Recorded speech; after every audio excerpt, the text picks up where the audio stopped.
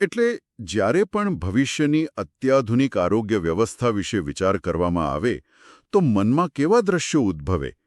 કદાચ કાચની પેલી વિશાળ ઇમારતો હોય, બહુ જ અત્યાધુનિક રોબોટિક મશીનોથી સજ્જ ઓપરેશન થિયેટર હોય અને સફેદ કોટ પહેરેલા વ્યસ્ત તબીબોથી ભરેલા લાંબા લાંબા કોરિડોર.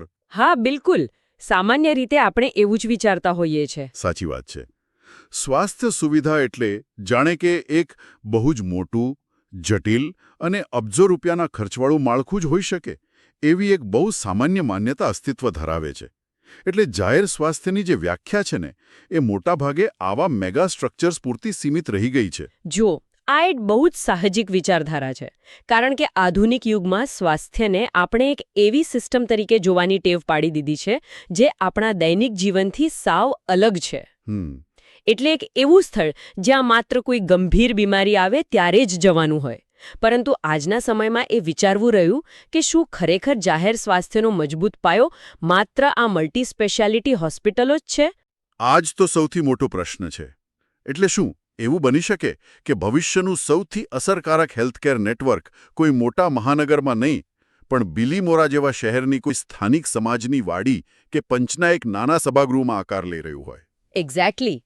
અને આ શક્ય છે. બિલકુલ. આજના આ ઊંડાણપૂર્વકના વિશ્લેષણમાં આપણે આ જ વિચારને કેન્દ્રમાં રાખીને એક બહુ જ રસપ્રદ અને કહી શકાય કે આંખ ઉઘાડનારા દસ્તાવેજ પર ચર્ચા કરવાના છીએ. આપણી પાસે આજે એક અહેવાલ છે જેનું નામ છે the Bilimora community health and vision care initiative. અને હું અહીં ઉમેરવા માંગતી હતી કે આ અહેવાલ માત્ર કોઈ એક રવિવારના કાર્યક્રમનો સામાન્ય ન્યૂઝ રિપોર્ટ નથી. રાઈટ. આ પ્રકારના જે સ્થાનિક અહેવાલો હોય છે તે ખરેખર ખૂબ જ મહત્વના હોય છે, કારણ કે તે વિકેન્દ્રિક સામાજિક સ્વાસ્થ્યના મોડેલનો એકદમ જીવંત દાખલો પૂરો પાડે છે. તે સ્પષ્ટ દર્શાવે છે કે જ્યારે સ્થાનિક સમુદાયો પોતાની વ્યવસ્થાપન શક્તિ અને મોટી સંસ્થાઓ પોતાની તબીબી નિપુણતા સાથે હાથ મિલાવે છે ત્યારે પાયાના સ્તરે કેવો જબરદસ્ત હકારાત્મક બદલાવ લાવી શકાય છે. અને આજની આ વિસ્તૃત ચર્ચાનો હેતુ પણ એ જ છે કે આપણે આ માઇક્રો કોલેબોરેશન એટલે કે પાયાના સ્તરના આ સૂક્ષ્મ સહયોગના મોડેલને સંપૂર્ણપણે ડીકોડ કરીએ. આપણે આ ચર્ચામાં જોડાવા અને આ દસ્તાવેજમાંથી મળતા પેલા આહા ક્ષણોને માણવા માટે તૈયાર છીએ. હા, ચોક્કસ. કારણ કે આ દસ્તાવેજમાંથી મળતી કેટલીક એવી હકીકતો છે જે જાહેર સ્વાસ્થ્ય અંગેના આપણા પ્રચલિત ખ્યાલોને સીધો પડકાર આપે છે. હવે આ અહેવાલની સૌથી મોટી ખાસિયત એ છે કે તેમણે કેન્સર કે હૃદયરોગ જેવી બહુ મોટી બીમારીઓ પાછળ ભાગવાને બદલે પાયાની અને રોજબરોજના જીવનને અંદરથી કોરી ખાતી બે ચોક્કસ સમસ્યાઓ પર પોતાનું સંપૂર્ણ ધ્યાન કેન્દ્રિત કર્યું. જે બહુ જ પ્રેક્ટિકલ અપ્રોચ છે. ચાલો આને વિગતવાર સમજીએ. અહેવાલ મુજબ શ્રી ધીવરપંચ બિલીમોરા દ્વારા આયોજિત આ વિશેષ કેમ્પમાં મુખ્યત્વે બે બાબતો પર ફોકસ કરવામાં આવ્યું હતું. એક હતું એનિમિયાનું નિદાન અને બીજું હતું આંખોની તપાસ એટલે કે વિઝન કેર. હવે આ બે જ બીમારીઓ કેમ પસંદ કરવામાં આવી તે સમજવા માટે માનવ શરીરને એક વાહન સાથે સરખાવી શકાય.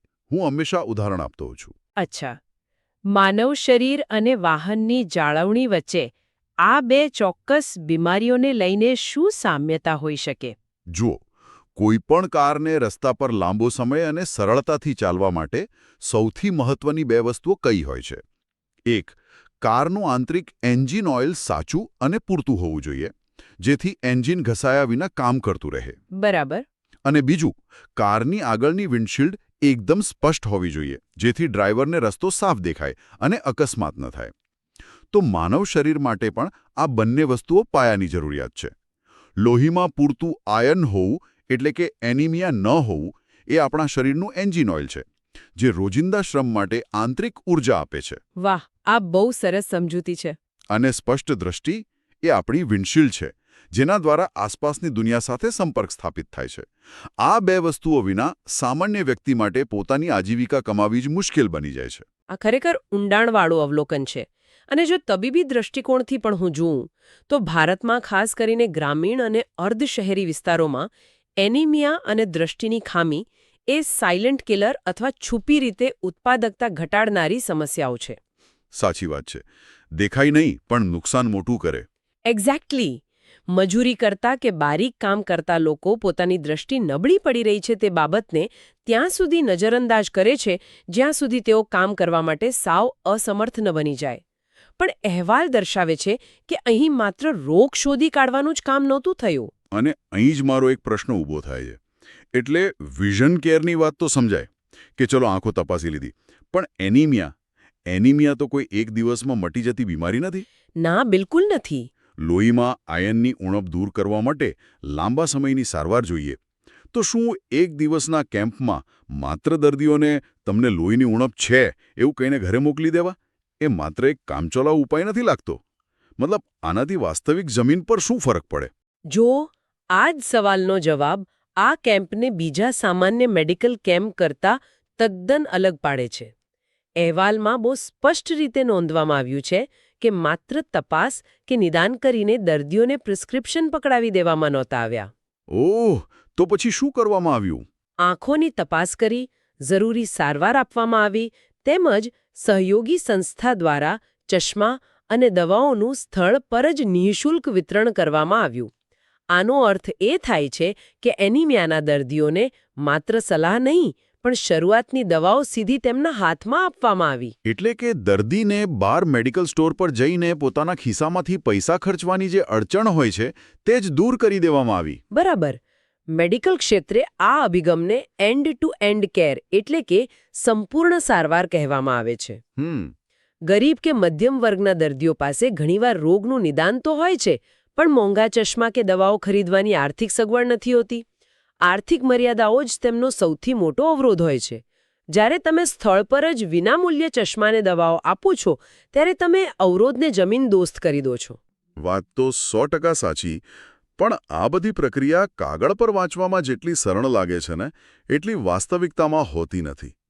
હવે આપણે થોડું લોજિસ્ટિક્સ અને વ્યવસ્થાપન તરફ વળીએ. આંખોની તપાસ માટેના આધુનિક મશીનો લાવવા, લોહીના સેમ્પલ લેવા, આ બધી વ્યવસ્થા કોઈ હોસ્પિટલમાં કરવી એ અલગ વાત છે. હા, એ સરળ હોય છે. પણ એક સામાન્ય સભાગૃહમાં આ બધું કેવી રીતે શક્ય બન્યું? શું માત્ર એક સ્થાનિક સમુદાય પંચ એટલે કે શ્રી ધીવર પંચ બિલમોરા પોતાની જાતે જ આટલું મોટું તબીબી માળખું ઊભું કરી શકે? આના માટે તો ઉચ્ચ કક્ષાના એક્સપર્ટ્સ અને ટેકનોલોજીની જરૂર પડે. અહીં સૌથી રસપ્રદ બાબત એ છે કે આયોજકો પોતાની શક્તિઓ અને મર્યાદાઓ બંને વિશે સંપૂર્ણપણે જાગૃત હતા. અચ્છા. સ્થાનિક પંચને ખબર હતી કે તેમની પાસે સ્થાનિક લોકોનો અતૂટ વિશ્વાસ છે, આયોજન કરવા માટે વિશાળ જગ્યા છે અને સેવા કરવાની ઉત્કૃષ્ટ ભાવના છે. પરંતુ તેમની પાસે મેડિકલ ટેકનોલોજી કે નિષ્ણાત તબીબોની ફોજ નથી. હા. તો આ ખામી પૂરી કરવા માટે આ કાર્યક્રમ શ્રીમદ રાજચંદ્ર મિશન ધરમપુરના સહયોગથી યોજવામાં આવ્યો. આ કોઈ સામાન્ય જોડાણ નથી, આ એક પરફેક્ટ સિનર્જી છે. બરાબર. અને આ સિનર્જીનું પરિણામ અહેવાલમાં આપેલા નામો પરથી સ્પષ્ટ દેખાય છે. અહેવાલમાં નિષ્ણાત ડોક્ટરો અને તેમની ટીમનો સવિસ્તાર ઉલ્લેખ છે. હા, મેં પણ એ નામો વાંચ્યા. જો એનિમિયા પ્રોજેક્ટની વાત કરીએ તો તેમાં મયુરી ચેતનભાઈ ધીમર, પ્રિયંકાબેન અશ્વિનભાઈ ભોળા, નિકિતાબેન રાજેશભાઈ ચૌધરી અને મિલન કાંતિલાલ પટેલે એક્સપર્ટ તરીકે સેવાઓ આપી. આ માત્ર સ્વયંસેવકો નહોતા. આ એ લોકો હતા જેઓ રોગનું સચોટ નિદાન કરવા માટે તકનીકી રીતે સજ્જ હતા. આ જ રીતે વિઝન કેર પ્રોજેક્ટ પણ અત્યંત મજબૂત હતો. તેમાં ગૌતમભાઈ ગણપતભાઈ વાઘમારિયા, અંકિતાબેન ગીજુભાઈ ચૌધરી અને ખુશ્બુબેન મહાદેવભાઈ ચૌધરી તથા તેમની આખી ટીમની સેવાઓ બહુ જ નોંધપાત્ર રહી. વિચારવા જેવી વાત એ છે કે આટલા બધા નિષ્ણાત તબીબોને એક જ દિવસે એક જ સ્થળે લાવવા, તેમના સાધનો સેટ કરવા અને તેમને દર્દીઓ તપાસવા માટે અનુકૂળ વાતાવરણ પૂરું પાડવું એ કોઈ પણ ઇવેન્ટ મેનેજમેન્ટ કંપની માટે પણ બહુ મોટો પડકાર બની શકે. ચોક્કસ. આનો સીધો અર્થ એ થયો કે શ્રી ધીવર પંચ બિલીમોરાએ ક્રાઉડ મેનેજમેન્ટ અને સ્પેસ મેનેજમેન્ટ સંભાળ્યું, જ્યારે શ્રીમદ રાજચંદ્ર મિશને ક્લિનિકલ મેનેજમેન્ટ પૂરું પાડ્યું. આ મોડેલમાં કોઈ એક સંસ્થા પર બધો જ બોજ નથી આવતો. અને આ જ પદ્ધતિ પાયાના સામુદાયિક સ્વાસ્થ્ય માટે એક આદર્શ ઇકોસિસ્ટમનું નિર્માણ કરે છે. ઘણી વખત મોટી હોસ્પિટલો કે મિશનો પાસે અત્યાધુનિક સાધનો અને સર્વશ્રેષ્ઠ ડોક્ટરો હોય છે, પરંતુ તેઓ છેવાડાના માનવી સુધી પહોંચી શકતા નથી કારણ કે તેમની પાસે પેલો સ્થાનિક સંપર્ક નથી હોતો. હા, ગ્રાઉન્ડ કનેક્ટ નથી હોતો. બીજી તરફ સ્થાનિક પંચ પાસે લોકોનો ભરોસો હોય છે. લોકો તેમના બોલાવ્યા પર ભેગા થાય છે. એટલે જ્યારે આ બે તાકાતો સ્થાનિક વિશ્વાસ અને તબીબી નિપુણતા ભેગા મળે છે ત્યારે તેનું પરિણામ ખરેખર અદ્ભુત આવે છે. એટલે નિષ્ણાતોની ટીમ ગોઠવાઈ ગઈ, મશીનો આવી ગયા, દવાઓ અને ચશ્માનું કાઉન્ટર પણ તૈયાર થઈ ગયું. પરંતુ આ બધી વ્યવસ્થાનો લાભ કોણે લીધો અને કેટલા લોકોએ લીધો? અહીં વાત ખરેખર રસપ્રદ બને છે. અહેવાલ મુજબ આ કાર્યક્રમનું ઉદ્ઘાટન સમાજના પ્રતિષ્ઠિત આગેવાન શ્રી ઈશ્વરભાઈ રણછોડજી કેવટના હસ્તે કરવામાં આવ્યું હતું. તેમણે આ કાર્યક્રમને ખુલ્લો મૂકતા માત્ર આયોજકોને જ નહીં, પરંતુ આવા સેવાકીય કાર્યોના મૂળ વિચારને જ આવકાર્યો હતો.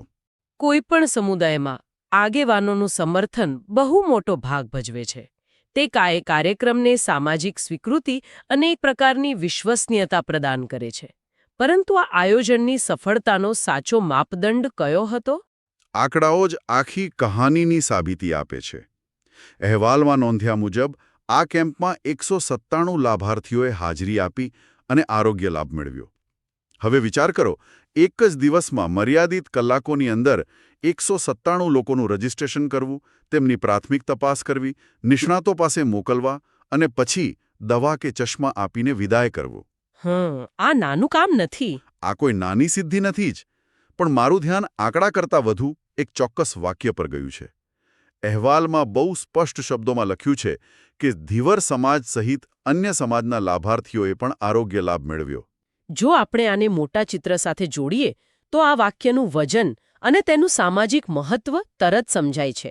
સામાન્ય રીતે સામાજિક માળખામાં એવી એક પ્રબળ ધારણા હોય છે કે જ્યારે કોઈ ચોક્કસ જ્ઞાતિ કે સમાજનું પંચ કોઈ પણ આયોજન કરે, પછી તે મેડિકલ કેમ્પ હોય કે શૈક્ષણિક કાર્યક્રમ, તે માત્ર અને માત્ર પોતાના જ જ્ઞાતિજનો પૂરતું સીમિત હોય છે. તેનો મુખ્ય હેતુ પોતાના સમાજનો ઉત્કર્ષનો હોય છે. હા, અને ઇતિહાસ જોતા આવી વ્યવસ્થાઓ ખોટી પણ નથી લાગતી.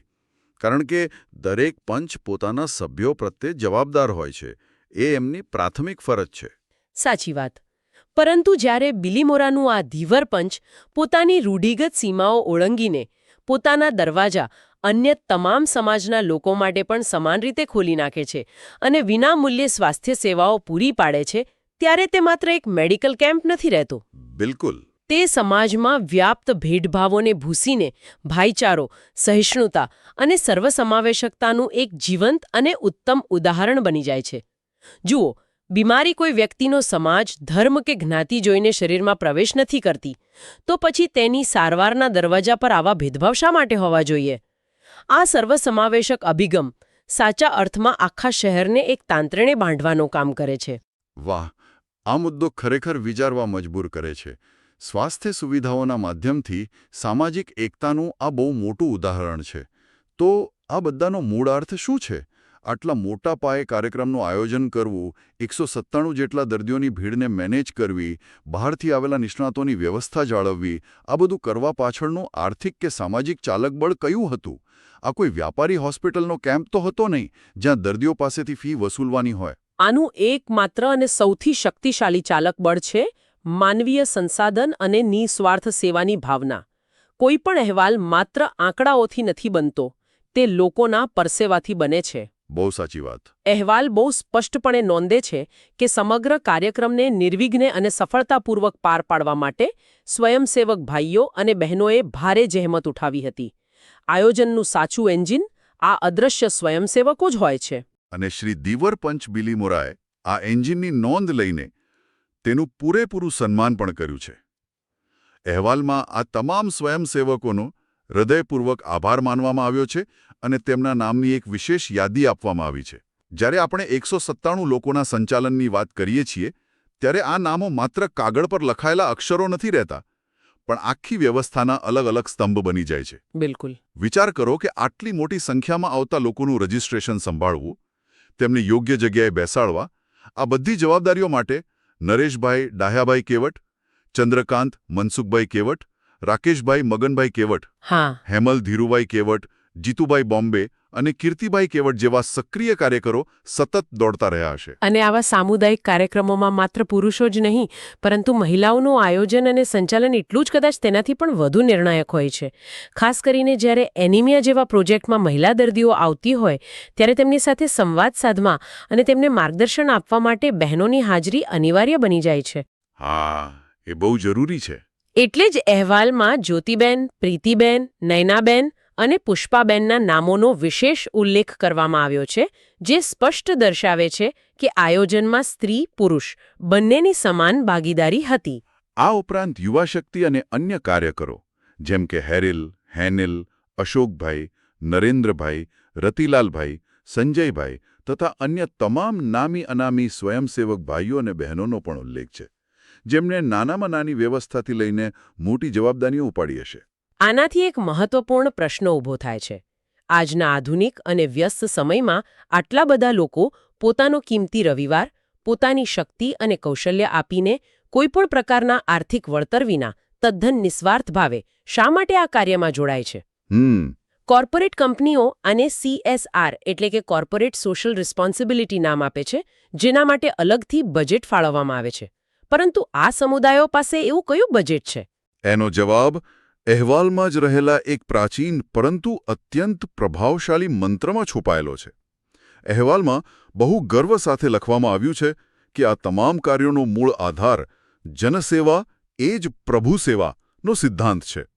આ માત્ર કોઈ આકર્ષક સ્લોગન નથી, પરંતુ સદીઓથી ભારતીય સમુદાયોના DNAમાં વણાયેલી એક ઊંડી માન્યતા છે. આ જ મંત્રને સાર્થક કરવા માટે આયોજકોએ ભવિષ્યમાં પણ લોકોના હિતાર્થે આવા સમાજોપયોગી અને આરોગ્યલક્ષી સેવાકીય કાર્યક્રમો સતત કરતા રહેવાની ખાતરી ઉચ્ચારી છે. આ બહુ જ નોંધપાત્ર બાબત છે. અને બીજી એક બહુ ઝીણવટભરી વાત જે હું કહેવા માંગતી હતી, જે આ અહેવાલમાંથી શીખવા મળે છે, તે એ છે કે સંસ્થા દ્વારા પોતાના સત્તાવાર દસ્તાવેજમાં આટલા બધા સ્વયંસેવકોના નામનો વ્યક્તિગત ઉલ્લેખ કરવામાં આવ્યો છે. જુઓ, આ કોઈ નાની વાત નથી. આવું કરવા પાછળનો મુખ્ય તર્ક શું હોઈ શકે? આને સમાજશાસ્ત્રની ભાષામાં કમ્યુનિટી ઓનરશિપ એટલે કે સામુદાયિક માલિકીનો સિદ્ધાંત કહેવાય છે.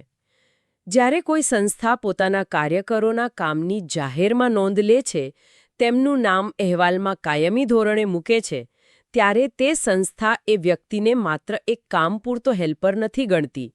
તે દર્શાવે છે કે આખી સફળતામાં તે સામાન્ય કાર્યકરનો હિસ્સો પણ પેલા નિષ્ણાત ડોક્ટર જેટલો જ મહત્વનો છે. બહુ જ સાચી વાત.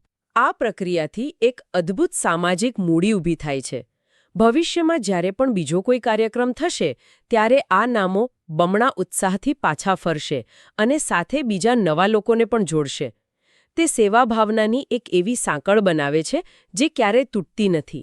વાહ, આ વિશ્લેષણ ખરેખર બહુ સચોટ છે. જ્યારે કોઈના નિસ્વાર્થ શ્રમની કદર થાય છે, ત્યારે એ જવાબદારીનો અહેસાસ માત્ર તે પ્રોજેક્ટ પૂરતો સીમિત નથી રહેતો, પણ આખા સમુદાયના વિકાસનું ઈંધણ બની જાય છે. તો જો આપણે આ સમગ્ર દસ્તાવેજ the Bilimora community health and vision care ઇનિશિયેટિવનું એકંદરે અને તટસ્થ અવલોકન કરીએ, તો સ્પષ્ટ થાય છે કે આ માત્ર એક મેડિકલ કેમ્પની પ્રેસ રિલીઝ કે માહિતી નથી. આ એક સચોટ બ્લ્યુપ્રિન્ટ છે. એક નકશો છે કે કેવી રીતે સમાજના અલગ અલગ છેડા ભેગા મળીને એક નક્કર અને પ્રભાવશાળી પરિણામ લાવી શકે છે. બિલકુલ. આજના આ ઊંડાણપૂર્વકના વિશ્લેષણના મુખ્ય અંશોને જો અંતમાં એક ફ્રેમમાં મૂકવા હોય, તો આપણે તેને 4 સ્તંભોમાં વિભાજિત કરી શકીએ.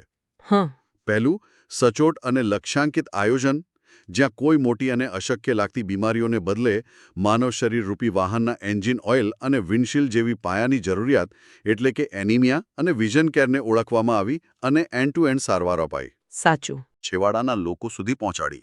ત્રીજું, સર્વસમાવેશક અને ભેદભાવરહિત અધિગમ, જ્યાં ધીવર સમાજની સાથે અન્ય તમામ સમાજના લોકો માટે દરવાજા ખુલ્લા રખાયા અને કુલ 197 જેટલા લાભાર્થીઓને આવરી લેવામાં આવ્યા. આ બહુ જ મોટો મુદ્દો છે. અને ચોથું, સમર્પિત સ્વયંસેવકોનું માળખું, જેઓ કોઈ પણ સ્વાર્થ વિના જનસેવા એ જ પ્રભુ સેવાની ભાવના સાથે અડીખમ ઊભા રહ્યા અને આખા આયોજનને સફળ બનાવ્યો. જુઓ, આ ચારેય સ્તંભો જ્યારે એકસાથે યોગ્ય સંતુલનમાં મળે છે, ત્યારે જ જમીની સ્તરનું કોઈ પણ સામાજિક કે આરોગ્યલક્ષી કાર્ય ખરા અર્થમાં સફળતાના શિખરે પહોંચે છે. અને આ મોડેલ અન્ય કોઈ પણ શહેર કે ગામના સંગઠનો માટે એક કેસ સ્ટડી બની શકે તેમ છે. ખરેખર, આજના આ વિશ્લેષણના અંતે એક બહુ જ વિચાર પ્રેરક પ્રશ્ન અને કલ્પના સાથે આ ચર્ચાનું સમાપન કરવું યોગ્ય રહેશે.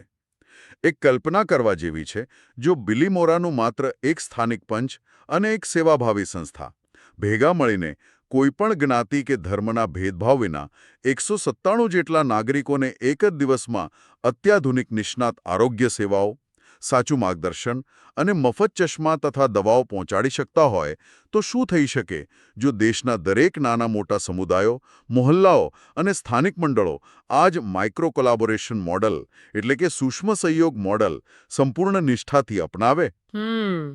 એ બહુ જ મોટી ક્રાંતિ લાવી શકે. શું એવું બની શકે કે ભવિષ્યમાં આપણે સાધારણ અને પાયાના સ્વાસ્થ્ય માટે કરોડો રૂપિયાની મોટી હોસ્પિટલો કે સરકારી માળખા પર નિર્ભર રહેવાને બદલે આવા સ્થાનિક કમ્યુનિટી સેન્ટર્સ અને પંચની વાડીઓ જ જાહેર સ્વાસ્થ્યની પહેલી મજબૂત હરોળ બની જાય?